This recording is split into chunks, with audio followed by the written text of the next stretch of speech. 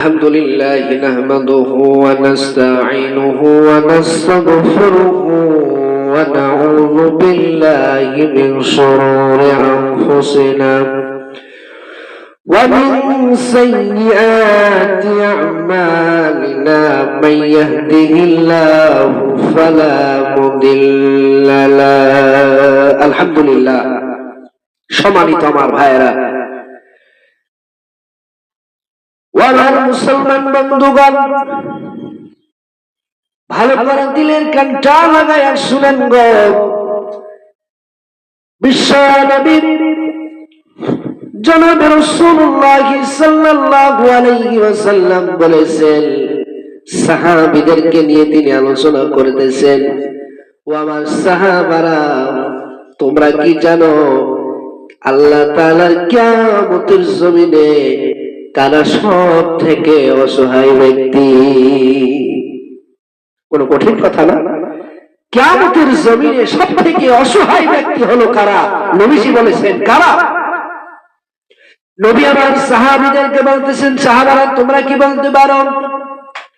সাহাবারা বললেন, ইয়া রাসূলুল্লাহ, আমরা দুনিয়ার জমিনে মনে করি যার টাকা নাই, যার সম্পদ নাই, যার বড় বড় দালান কোঠা নাই, নবী গো, আমরা মনে করি এই মানুষগুলো সব থেকে অসহায় ব্যক্তি। নবী আমার সাহাবাদের কথা শুনে বললেন, ও সাহাবারা, তোমাদের ধারণা ঠিক নয়।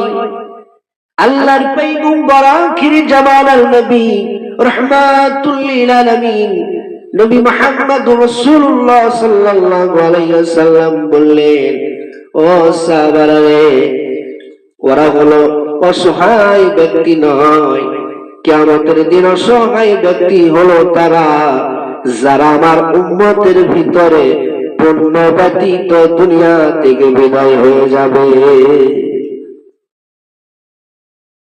পূর্ণ সারা যারা বিদায় হয়ে চলে যাবে দুনিয়া থেকে।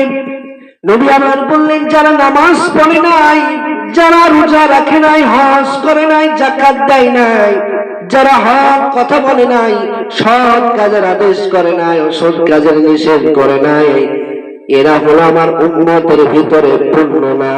এই পূর্ণ ছাড়া যারা দুনিয়া থেকে বিদায় হয়ে চলে যাবে আল্লাহ তাআলার কিয়ামতের জমিনে, এই মানুষগুলো হবে সব থেকে অসহায় ব্যক্তি।